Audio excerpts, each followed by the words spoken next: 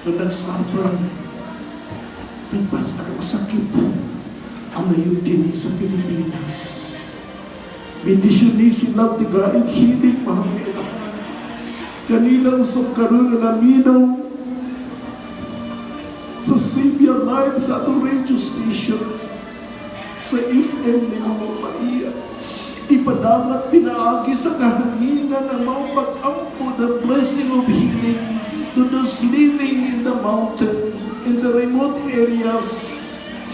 Mama Mary, that akiling at kanina. Blessing and healing. Sa pangalan mo mga anak ka nagtrabaho sa kawalangan, nagtrabaho as underground miners, nagtrabaho sa kadagatan. Blessing and healing sa yan itong mga biktima mga biniyaan. Kanila ka ng basta sa ilang amaga. Kanila ka ng pasalingan. Kanila na sumabambuk at kapag sumaydin, aniya pipilang kanila mahal na inahan. Nagtuboy sila makamunta ang mga kabukat, mukaan man lang kay sila imong isap na'y mahal na inahan, Mama Maria sa tulog. We believe the power of prayer. We believe your holy intercession. Lord God, by your healing power, send out to us the Holy Spirit to the intercession of our Blessed Mother, Mama Mary, O Lord to God. Ikapa kami. Ikapa kami tanan, mahal na inahan. Ikapa kami, Lord God. Kanila karon nga nagkinuptanay sila makamot, isip magtiayon, isip ang ay relasyon, isip mga anak, ibayin sila together. Likod na sila labi na sa mga panahon sila mapagsumay ng mga trials. Aniya sila, Mama Maria, nangayon sa imong blessing, nangayon sa imong grasya.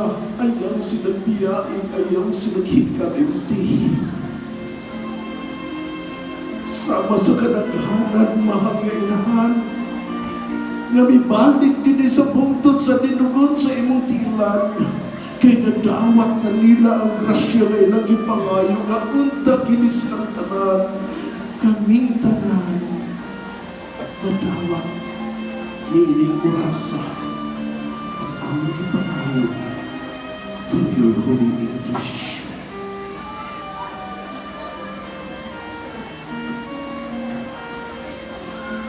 Healing and blessing. Labi na ni atong naing kaso sa korte. Nga untang buguha ang katinag-anay. Healing and blessing. Ni atong ni-apply ang trabaho. Unangitang trabaho. Blessing and guidance usahan. Ni atong karoon na nakasilang interview. Especially in going abroad. Kanila sa mga igsundo na nagtrabaho sa ospital, sa medical field, katunto sa gamas sa nasod. Ang uban kanila karon mga nurses sa nagaranlaing nga nasod. Sila bibipan nga nagtanaw sila nining night streaming. Nangayo sila prayer, nangayo sila healing. Mama Mary, sa tanganing mga anak na nasa ospital na nag-duty. I-bless sila. Kaya nag-gil sa sila mga masakitan. Lingkura sila. Sa tanang ng mga masakitan nga naa sila makamot. Sa tanang mga masakitan nga gikir sa atong mga anak, imong mga anak ng mga Pilipinos. Bless those who are sick. I-bless o healing usap katong naa sa mga abandoned houses na kikir. Ang abandoned yung mga tao na kikir sa mga anak. Blessing and healing. Mahal na inahan. Katong-adunay. Tumor o ka. Mas na may tupod sa ilang ulo. Kanila manawat ang mas mga paglang. Kanila nga nawad na sila maayong pangisip. Kanila nga nagpunay panlibong tungod sa vertigo. Kanila mamamiriw ka namang tanan na nagsuffer sa stress delays. Give us the strength to face mga trials. Give us the strength, mahalay na. Aniya, ang gituboy niya kanimo. Ang mga pangayong mga pangayon ko. Plus, and heal. Niyan itong adunay sakit sa mata. Adunay sakit sa dalunggan. Adunay sakit sa baba, sa ilog, sa ipon. Adunay sakit na kuwita.